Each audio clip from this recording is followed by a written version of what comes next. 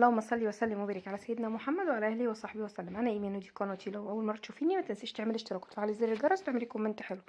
النهارده هنعمل احلى وصفه من وصفات المطاعم بتاعتها ترندي قوي الايام دي، اللي هي المندي.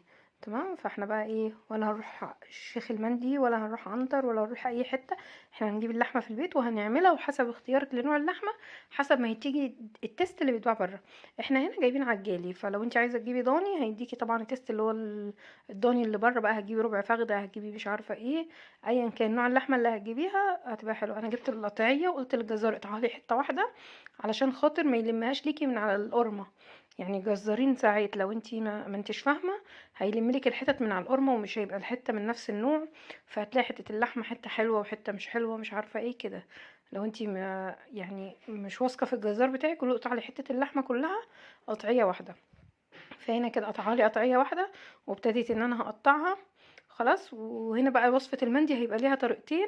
انا هعمل معاكم طريقه، وفيديو تاني هعمل لكم طريقه تانية بس هعملها لكم بلحمه ضاني، علشان ايه تبقى نفس التست. كمان التاني اللي هو بتاع حضرموت عنتر شيخ المندي ده اللي هو قلب الدنيا دلوقتي اعلانات ودعايه. فاحنا جبنا اللحمه، طبعا اللحمه ما بتتغسلش، لو انت ضامنه الجزار بتاعك هتديها شطفه قبل ما يعني ممكن تديها شطفه كده بس بسيطه خالص من بره قبل ما تقطعيها. جبت هنا ميه بصلايه، حطيت فيها ملح وفلفل اصفر، فلفل اسمر، وبودره زعفران او زعفران لو عندك. طبعا دي من المستحيلات لانه اسعاره بقت رهيبه حاليا، بقى غالي جدا. المهم ان احنا بودره زعفران وملح وفلفل وميه بصل. نجيب الصينيه بتاعتنا هنعملها كاننا عاملين فرن بالظبط. انتي بتعملي فرن جوه الصينيه. هنقطع ورق فويل كبير علشان خاطر تبقى عكس بعض، يعني هنحط قطعتين هيبقوا عكس بعض علشان خاطر ما ندخلش اي نقطه هواء ولا اي حاجه خالص للحاجه اللي احنا بنعملها. تمام، دي خطوه مهمه جدا جدا جدا. اول خطوات الوصفه صح ان انتي تعملي الفرن بتاعك ده صح.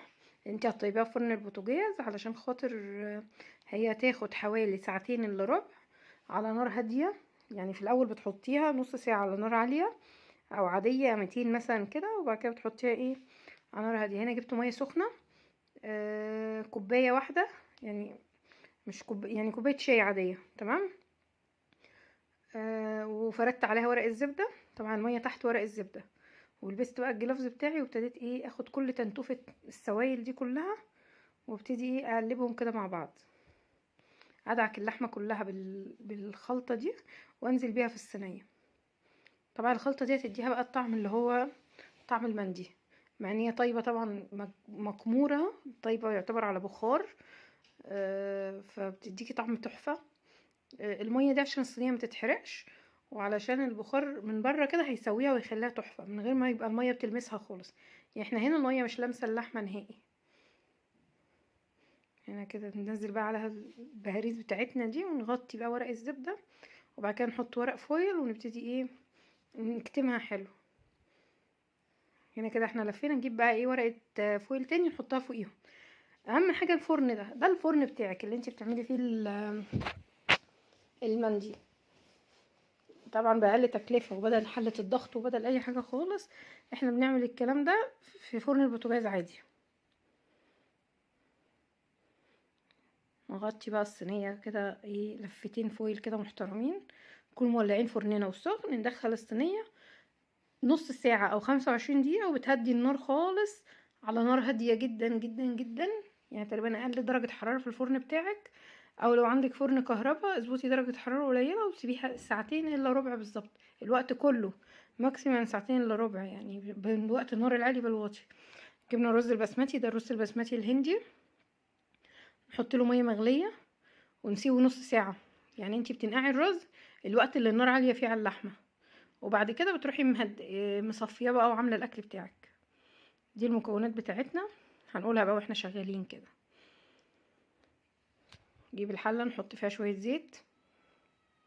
والله يا جماعه الحله دي انا عايزه اوديها اصلا تاخد يعني اعاده تدوير تاني، يعني اوديها مكان يجددها لي، المقابض باظت بتاعتها وحاسه ان بقتش يعني بقت لاصقه الحاجه بتلصق فيها، يعني مش تمام. المهم لو وصلتي معايا لحد هنا متنسيش الاشتراك وتفعيل زر الجرس وكومنت حلو. نجيب بقى المكونات الجافه. المكونات الجافه هي ايه؟ لومي، قرفه، حبهان، ورق لورا، ولو في قرنفل قشطه هتحطي فصين برضو زي كده. خلاص، فاحنا هنا حطينا اللومي وورق الحاجات دي اللي هي الجافه دي عشان خاطر تطلع الريحه بتاعتها، يعني لازم ايه تطلع ريحتها، وبعد كده ننزل عليها بالبصل. طبعا دي البصل اللي احنا خدنا ميتها مش هنرميها، فبنحطها في وسط الرز. الرز البسمتي ليه كذا طريقه، انا عملت معاكم الرز البسمتي اللي هو العادي اللي من غير جزر، اللي هو عادي خالص، رز وزيت وكده من غير بصل ومن غير حاجه. بس المره دي عاملينه ببصل وجزر واللي هو اللي بيتحط في الصواني بالظبط. ده كده فصين توم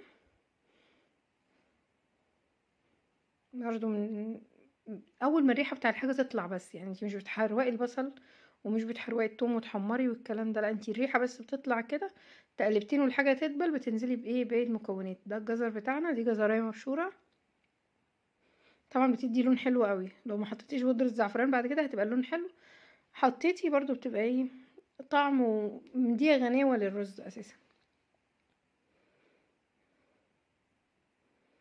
نقلب بقى ايه لحد البصل ده نحس ان هو الجزر نحس ان هو تبل وبقى دابل كده وطري، ما يبقاش قاسي يعني، عشان يطلع الطعم بتاعه والسكارة بتاعته والكلام ده. دي المكونات بتاعتنا: مرق الدجاج، ملح وفلفل وتوم باودر وبصل باودر، وبس على كده. يعني احنا حاطين ايه فلفل اسمر ومرق الدجاج.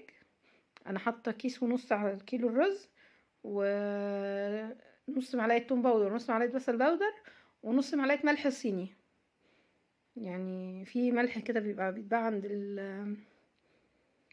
عند العطارين اسمه ملح صيني، بتجيبيه بتستخدمي منه نص معلقه، مش موجوده خلاص حطي ملح عادي. احنا برضو بنكمل بملح عادي، يعني بنحط طعم كده بس. الطريقه دي بابا بقى هو اللي معلمها لي، يعني طريقه الرز دي انا متعلمها من ابويا، يمكن وقتها صورته اصلا وهو بيعملها. هنا كده ظبطنا الحياء، نحط الرز بقى اول ما يبتدي يغلي والميه دي تتشرب شويه، هنبتدي بقى ايه نشوف المكون التاني اللي احنا نحطه. طبعا انتي ممكن تحطي كركم وتستغني عن بودرة الزعفران، بتحطي الكركم في الخطوات اللي في الاول وقت ما بتحطي التوابل الجافة. لو مش هتحطي كركم خلاص تحطي بودرة زعفران، مش لازم بقى تحطي الكركم، يعني ما ينفعش الاتنين مع بعض، عشان احنا هنا عايزين الرز حباية وحباية، مش عايزينه كله لون واحد. خلاص، فانا جبت كده بودرة الزعفران حطيتها كده يعني في جزء كده اللي هو من على الوش بس، ما حطيتهاش لحد تحت، يعني ما قلبتش لحد تحت، انا هقلب بودرة الزعفران في الجزء اللي على الوش. خلاص، اللي هو الطبقة الفوقانية دي هي اللي هتبقى لونها اصفر، والطبقة اللي من تحت هتبقى بيضة، واحنا نقلبهم على بعض ونعمل لخبطيطة بعد كده. فهنا كده انا اقلب بقى واغطيه واسيبه يستوي لحد ما يتشرب، انقله على شعلة صغيرة. هو الزواد بتاعه بيبقى مظبوط لما انت بتنقعيه نص ساعة، فما هي سخنة بتحتاجيش تزودي زواد تاني يعني.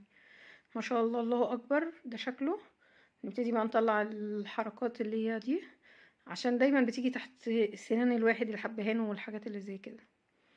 طلع كل حاجة، بصوا بقى اللي من تحت ابيض واللي من فوق اصفر، هنقلبهم مع بعض عشان لما نغرف يبقى ايه تحسي ان انت مطيبه ده في حله وده في حله اساسا يعني.